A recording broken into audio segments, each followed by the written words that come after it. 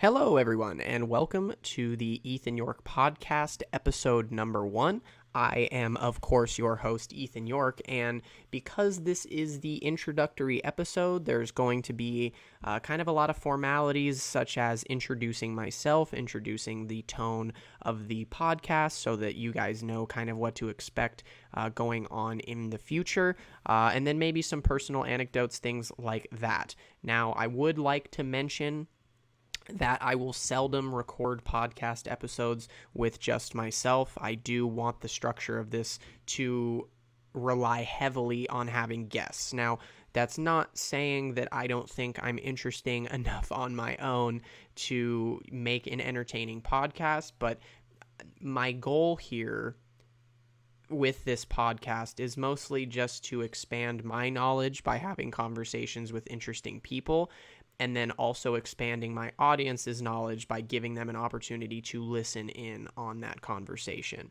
I do think that I'm very inquisitive in nature, and having a guest, I'm going to ask lots of questions. There's going to be a lot of information exchanged, and depending on who that guest is and what they are an expert on, so to speak, that may interest, certain demographics of viewers. Now, if you want to ask me kind of what category or what type of guests I'm going to have, it's going to be pretty well-rounded, if we're being honest. And that's because I would feel like I don't want to say well-rounded person, because that feels like I'm just giving myself credit for no reason, but I do feel like that I have a pretty wide range of interests. So there's going to be a wide range of guests because I'm interested in lots of different things. So who am I? Why should you be interested in anything that I have to say?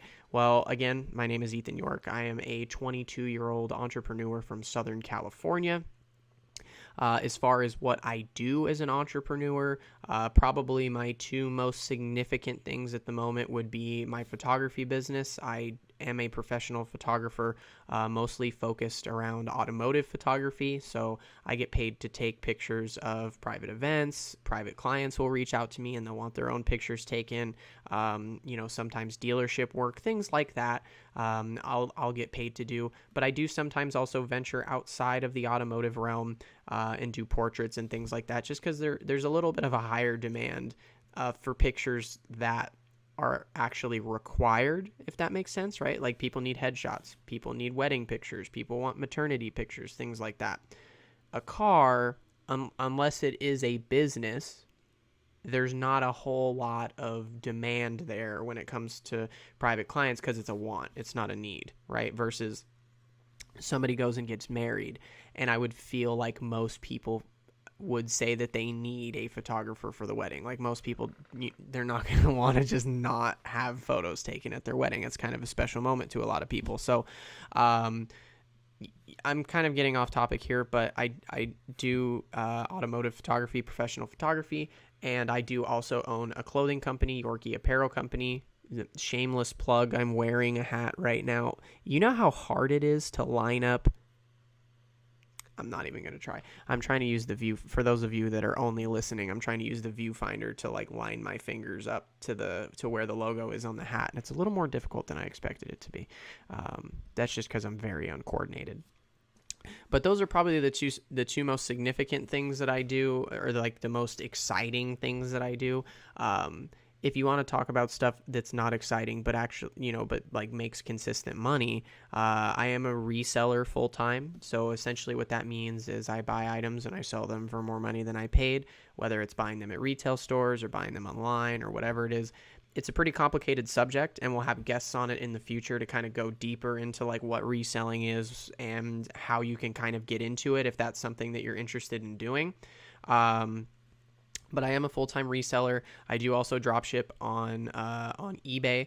Essentially, we'll again have more guests on to talk more about what dropshipping is for those of you that are curious. But the very quick explanation is that I list items on eBay that I know can be purchased from other locations for less money. So instead of buying the product first, I list the item first, sell it, then use the money from the sale to buy the item from the other supplier, and then I keep the leftover amount. So those are the two things that I would say probably bring in the most consistent money, although photography's been pretty consistent lately. And I also imagine that once Yorke gets scaled, Yorke Apparel Company gets scaled to the point where I can do drops every single month, that will be pretty consistent as well. So for those of you who wanted a little insight into Yorke, that is kind of my vision for the company at the moment. Is eventually to scale the business to the point where we're able to do a drop every single month. That would be really cool. It's honestly not that crazy expensive to do a drop every month. I've kind of priced it out based off of having the amount of inventory that I'm comfortable holding for one period at a time. And it's not super expensive. So essentially, if I can kind of get the wheels turning a little bit faster on some of the other things that I do for income, that'll help fund Yorke, which is more of a passion project, but does have the potential to kind of make some money. So that's what I do, if that's what you want to say. I mean, I do also invest in the stock market, and I do little odd jobs here and there for, just to make a quick buck, kind of just to get by. I mean, obviously, as you can kind of tell, it's not like I'm a millionaire yet. We haven't gotten to that point. We'll get there. I'm not really all that concerned about it, but it's everything's kind of a work in progress right now. So, as there continue to be more episodes unrelated to the success of the podcast, I'm sure you'll see me grow as an entrepreneur and see lots of different things, trials and errors that I make as I, continue to kind of chase the dream, so to say. But one of the things that people ask me about pretty frequently is just like, oh, how'd you quit your job? Like, how did you work up the courage to get, to make that decision? So I did want to tell that story because it is slightly interesting, but it is going to require some backstory. But thankfully, this is a podcast. We've got plenty of time to talk. So let's just kind of dive right into it. So the job that I quit in order to become a full-time entrepreneur I was a car salesman at a local Honda dealership. And at first I actually really enjoyed the work. Like, it wasn't, I've always kind of had the sense that I wanted to be an entrepreneur, but I'll be honest, like work from home, do things like that.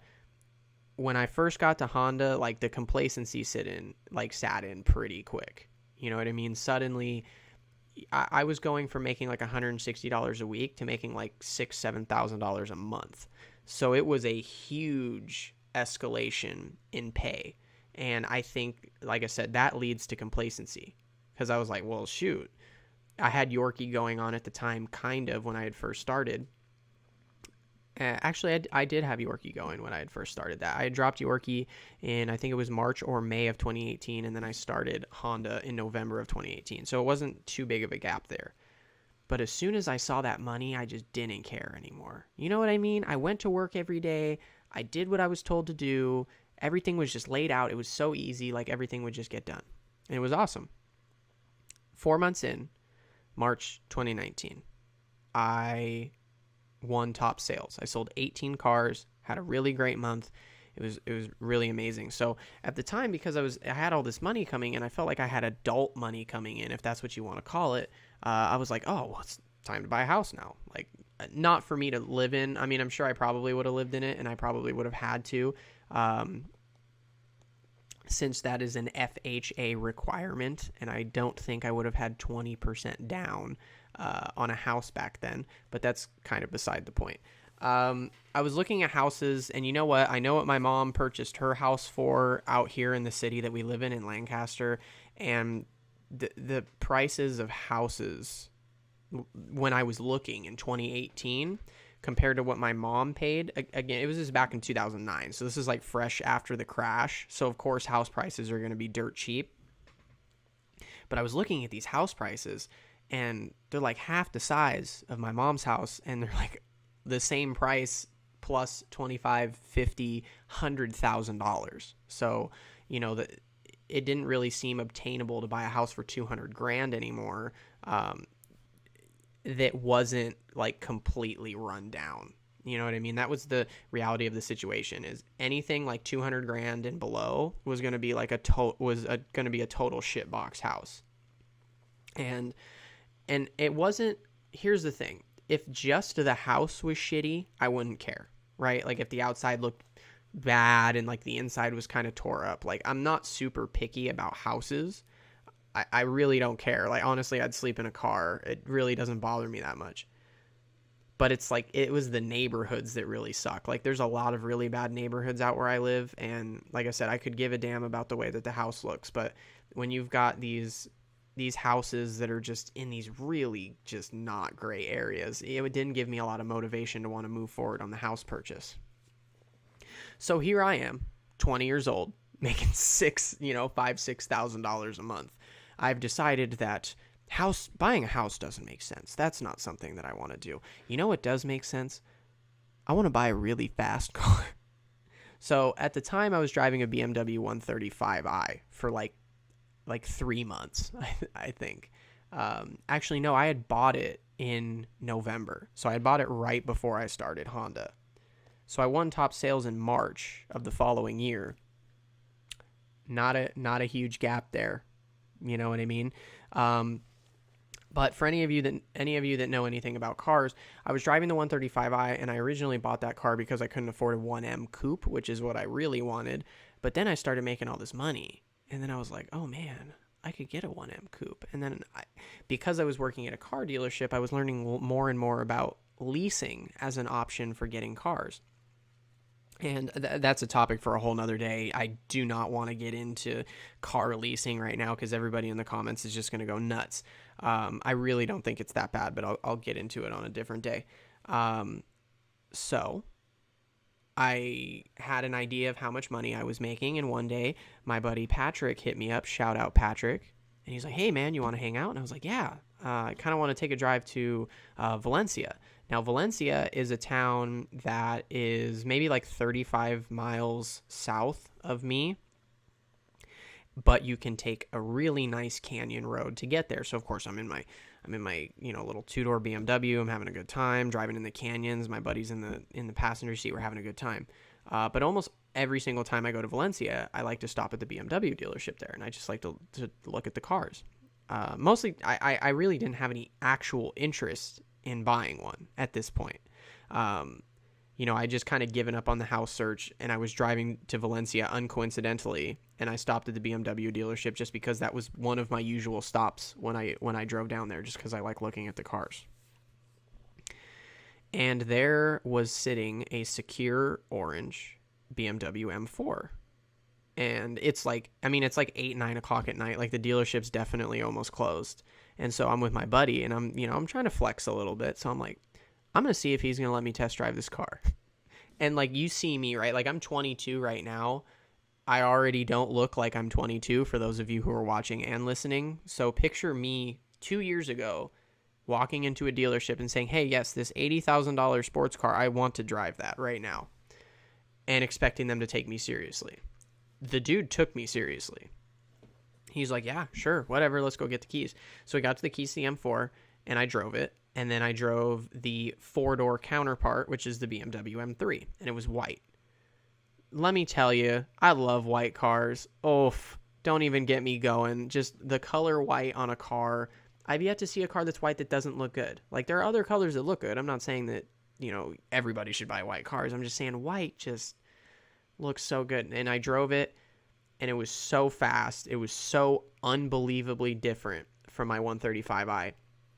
It felt like a race car to me when I got in, and I was like, okay, this is, and I'm not saying race car is like a general term. Like, I don't want to say this arrogantly, but I would say I'm a relatively seasoned car enthusiast. So I'm not saying like, oh, that sounds like a race car, because like that's something that normal people say. Like, just the way that it was built and the way that the steering felt and just how stiff the suspension was, like everything about it was just violent and just in your face, and it was just all about driving. Like, the one thing that car wanted you to do was just drive it. And I'm like, oh man, this is great. So I decided to do the stupidest thing I've ever done, and I told the sales guy, if you get the payment under $1,000, I'll buy it right now. So he goes in and he crunches some numbers, and I think he came back with like an $1,100 payment. And I was like, no, I'm not doing that. Like I said, under $1,000, I'm not going to buy it. And keep in mind, I'd also had car sales training at the time. So like I had a feeling, I knew what they took the car in on trade for, because it was a used one. I knew what they took the car in on trade for, blah, blah, blah. I promise this is all relevant to the quitting story. Just hear me out. So they throw a $950 payment at me, and I'm like, boom, let's do it. And they're like, well, it is late. The finance guys are they're not here yet, so just come back in the morning. We'll have the car washed up for you, and we'll finish up the paperwork. So I drive home with my buddy Patrick, and I'm ecstatic. I'm so hyped. I'm like, dude, I'm getting a real M car. Like, I wanted a 135, and my plan with it was to convert it into a 1M, into a real M car. So now I had the opportunity to actually just get a real M car. So I was like, well, why don't I just do that? It seems like it makes more sense. They called me in the morning and they're like, okay, you're not approved. I'm like, oh my God, would you imagine that? A 20-year-old kid that has a job for 3 months can't get approved for, a $950 car payment. I don't remember what the reason was, actually, because I had pretty solid credit and obviously my income was good. I'm sure there was some other factor. I can't remember at the time.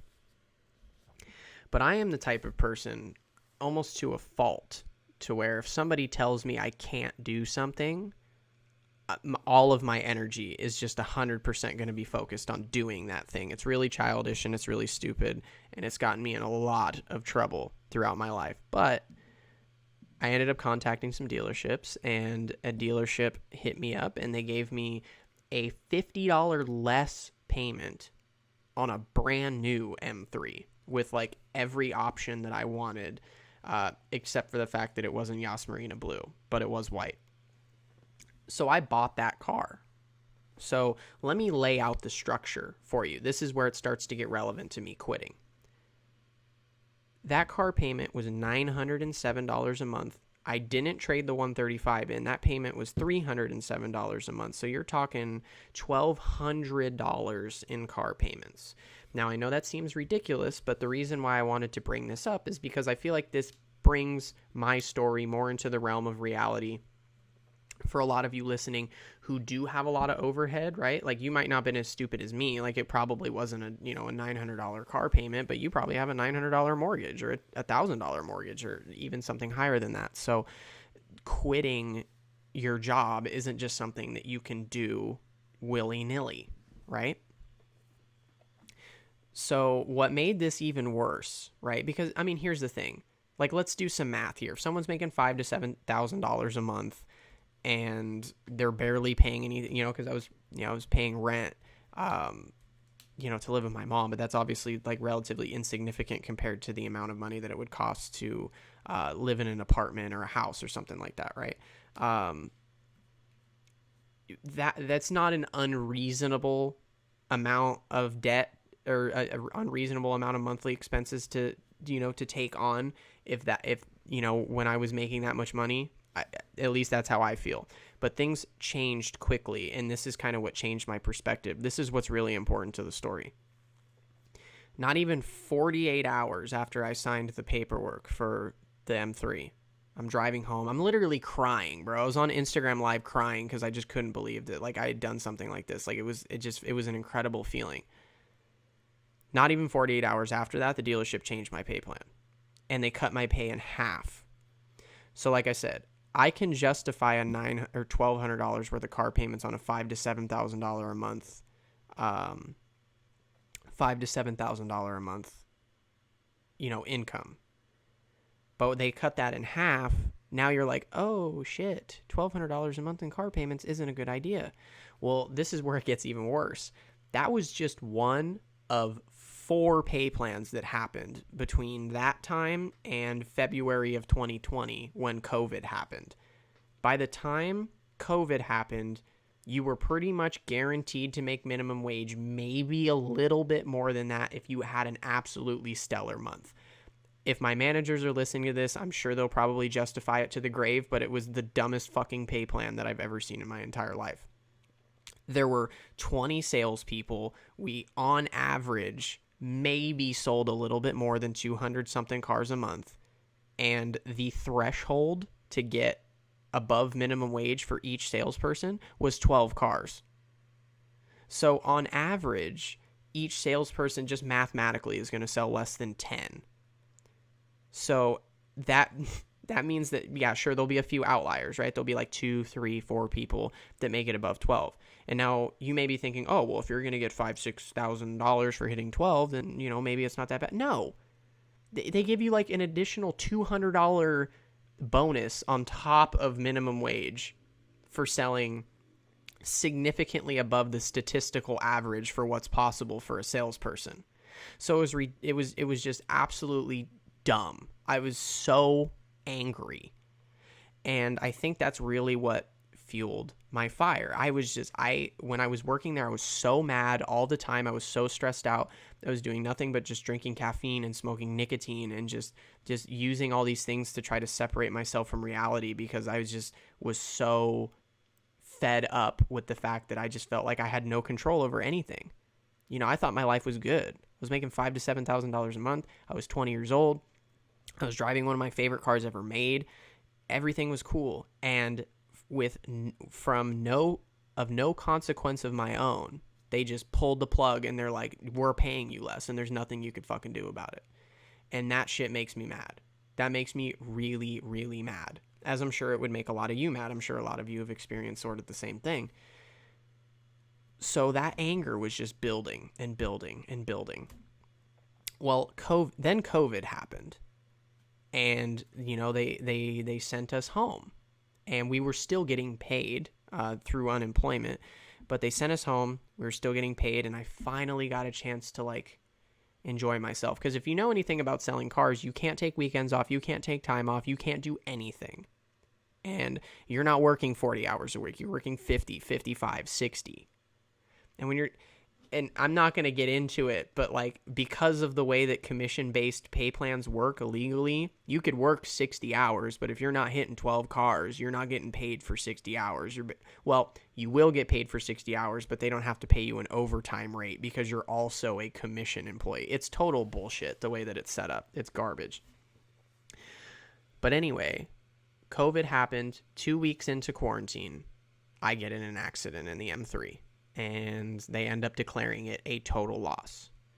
Now, I'm in another unique situation, just like I was the first time I bought the car. The car was worth a little bit more than I owed, so I got a little bit from the insurance company. I was making $4,000 a month every single month from unemployment, because that was just how they structured it during Corona, which I think was a bit ridiculous, but I'm not really going to go into that right now. I was in a situation where I could have very well just bought another car. I could have just bought another M3, bought an M4, something else that I wanted. But I had recognized towards the last couple months that I was at Honda. My dogs are barking in the background, I think, because Lindsay just came over. I knew that the M3 was the reason I couldn't quit my job. Because I would write out what my expenses were, and then I would figure out, okay, how many photo shoots do I have to do to make this happen? How many clothes do I have to sell to make this happen? And the number one, the biggest thing that was holding me back was the car. So when the car was declared a total loss and I was given the option of potentially getting another one, I was like, well, if I get another one, I have to go back to Honda. There's no other option. And I didn't want to do that, so I bit the bullet, and I just ended up keeping the 135, and I never ended up buying another car. That decision of not getting the car, of not getting another one, made the decision of quitting Honda entirely more easy. Because now instead of dealing with almost $2,000 worth of expenses a month, I'm going down to $600. Because I'm not paying insurance on it anymore, and I'm not paying $900 whatever dollars a month for it. So even though the expenses were less, they were still existent. So I couldn't just, you know what I mean? It wasn't like, okay, great, I don't have bills anymore. I'm just going to quit willy-nilly. It wasn't a big deal. No, I still pay for the 135. I still have phone bills. I'm still a human being alive in America in 2020. So naturally, I've got plenty of bills.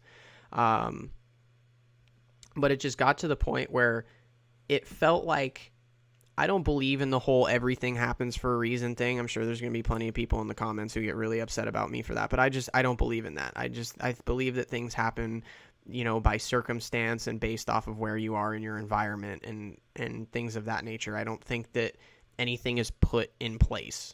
Like, I don't believe that. With that being said, you know, Corona happening, me getting in an accident, like, just everything seemed like it was the perfect storm, and like the world was telling me, like, dude, quit your fucking job, like, just go after what you really want to go after. So, I mean, it took me a little while to work up the courage, and to be 100% honest with you, it wasn't even a super planned out, it wasn't a really super planned out event. I think I was driving from the grocery store, like Stater Brothers. In fact, I think I literally was coming back from Stater Brothers, buying some stuff to make chicken. And I was driving down the street, and I was like, you know what? I'm just going to go to Honda and tell them I'm not coming to work anymore. Because here was the issue. They wanted me to come back in June, and I was put in a situation where I felt like if I would have said no, I get cut off from unemployment. But if I say yes, obviously I'm going back to work to Honda. So, sure, there may have been some kind of way to manipulate the system to continue to get unemployment and also not work at Honda, but it seemed like a really crummy, just gross situation. So I made the decision that if I was going to quit, I just wasn't going to collect unemployment anymore, just because I didn't know if I was going to have to pay that money back or how that worked. And I didn't want to potentially get myself into any trouble or rack up any more debt than I already had. So I literally just came back from Stater Brothers, and I just walked in there, and I was just like, hey, I know you guys want me to come back, but I'm not going to do that. I'm just going to do my own thing. And they didn't really care, as most employers don't, right? Like, you think in your head, oh, it's going to be this great big thing when you go in, or when I go in and I quit. They don't give a fuck about you. You're going to go in there and you're going to tell them, okay, I quit. And they're going to be like, all right. And I'm not saying that, like, the managers in particular don't care, because, like, obviously, like, they're friendly with me, we're cool, like, I still talk to them every once in a while, but, like, it's not one of those, it's not as of a dramatic deal for them as it is for you. So, like, if you're expecting to go into your boss's office and be like, I quit, and it be this really dramatic experience, it's probably not. They're probably gonna be like, okay, whatever, if you want another job, call us back later or something. I mean, that's pretty much how it goes. So that was really what led up to me eventually quitting. Was like, the accident happened, and I just felt like it was, like, metaphorically speaking, it was like I was on the freeway and I was just driving, coasting, and I was stuck behind somebody going super slow. I'm stuck behind somebody going like 30, 40, 50 miles an hour. And again, metaphorically, when I got in the accident and the car was declared the total loss, it's almost like one of the lanes to my right just opened up. And now the car that I'm stuck behind that's going 40, 50 miles an hour, now I have a way to get around that. Now, I could just stay behind the car and be a good citizen that doesn't speed in traffic, or I can straight up cut that dude off and go 120 miles an hour down the freeway, like what I really want to do. And that's what I really wanted to do. So using that analogy, that's kind of what it felt like for me. It felt like I just had a lane opened up, and it would have been stupid of me to not just go as hard as I possibly could down that lane. Now, it hasn't all been, hippily-dippily happy smiles, you know what I mean? Like, there's definitely still plenty of times where things get, really stressful, and things are, get really difficult to deal with. Like, that's, I feel like anybody can expect that, right? Like, it's definitely not the easiest thing in the world being your own boss. But when you really sit down and think about it, I don't know. There's something about you being the only person that's in control of, like, where your money is coming from that is a really freeing feeling, right? Like, if you're miserable, you go to work and you do your thing, and you're just like, oh, I have to do this, I have to do this, I have to do this. But you're not really doing it for any reason other than to get the paycheck.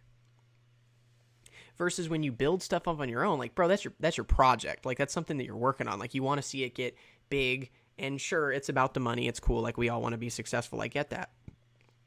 But I don't know. Like, with the clothing company in particular, seeing something that I sketched on paper that looks like total butt cheeks somehow end up on a piece of clothing that doesn't look bad, that I'm proud to wear, and other people are wearing it, like, that is sick. I that feeling is better than the feeling of being paid $7,000, $8,000, $9,000 from an employer. Just seeing that design, that artwork, whatever, just seeing that your creation ends up in something like that. Like it's almost like watching a kid grow up, I'd say. Except I definitely don't want to watch a kid grow up. That's not really my thing. Can you imagine, right? Like, I know many of you obviously don't know me personally, so this is going to sound a bit ridiculous. But I assure you, there's one of me is plenty. If there were like 6 of my asses running around, nah. It would literally be the worst thing ever. I'm super stubborn. So like, I know if I even had one, he'd just piss me off. He, she, whatever. 'Cause he'd be snarky, just like I would be. And I'm not in the mood to deal with it. I am enough. I'm already here for some reason. Not really sure like why, but I'm here. I got to do my thing. I got to live my life and get stuff done. So that's what we're doing here. We're going way off topic, like completely in the opposite direction, but that's totally okay because as I was kind of making a joke about this the last time, or like 3-4 times ago when I was recording this, but I started recording this yesterday for in like a second session. Here's how this podcast recording has gone, in case you were curious. I had the idea, and I was like, dude, this is great. I'm going to record this. So I used my MacBook to record the video, and then I used this little doohickey right here to record my voice. Well, somehow the voice and the video were on 4 different dimensions from each other. Like, they were nowhere close to even being synced up. Even though I synced them up in the beginning, it's just as time went on, suddenly my mouth was going like this, and there was not any noises coming out of it that made any sense at all. So it was kind of frustrating. So that was the first L number 1 from the podcast. So then I come in the next day, and I'm like, okay, I'm just going to re-record it. So I must have recorded this episode 9 or 10 times yesterday, and I finally got to like the 10th time, and I put it on to listen to it, and then I got distracted doing something. I don't even remember. And then I never ended up listening to the rest of it. So finally I come in today. Keep in mind, I've already recorded this at least 12 times at this point. I come in, I get like 15 minutes into it, and I'm like, nah, I don't like this. And I think the only reason that I didn't like it is I find myself trying to talk less enthusiastically, almost to make the things that I'm saying seem more legitimate, which I know sounds so dumb. But sometimes when I listen to people tell like their entrepreneur stories or like their success stories or just any story in general, and they're like really animated and their fucking hands are going like this and they're going crazy, I look at them and I'm like, you're full of shit, dude. Like, something about what you're saying is not accurate. At least that's always like the vibe that I've gotten when entrepreneurs are really like bubbly and things like that, because you kind of have to be a savage.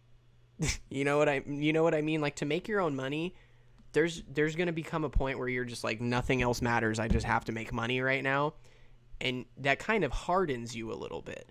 So when you talk to somebody who's supposedly making millions of dollars, it's like, bah, bah-ba-dee, bah. And I'm like, no, dude, that's not, like, you got to go through some shit. You got to go through a lot of shit to be successful. And going through that shit doesn't make you a that person. I don't really know what that was, but you know what I'm talking about. So I felt like I was trying to talk in like a more monotone way just to make myself sound like more official or more, I don't really know how to describe it, but truth be told, I'm kind of loud and I'm kind of animated, and that's just kind of how it is. So it would almost be inauthentic of me to talk in any other kind of way. And my mind does divot and do things like that. Like, I don't stay on one topic for very long. I'm not saying that I have any kind of like attention disorder or anything like that, but I might as well be a hummingbird. Like, you could be talking to me about something that on minute 1, and by minute 3, we're on a whole nother continent of conversations.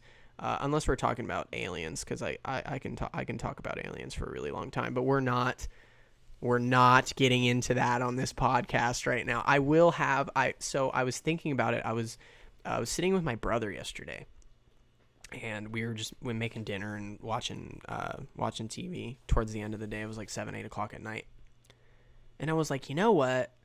Like, I know I want to have these you know what I mean? Like, I want to have, different people over to like talk about like their businesses and their projects and things like that, right? Like, but something about, it would be really cool if we all just sat in front of a microphone and just didn't give a fuck for like 2 hours and just talked about aliens or whatever else that you want to talk about. You know what I mean? Nothing has to make sense. Just kind of explore those natural curiosities. I think one of the worst things about people is that we're all so afraid to ask stupid questions.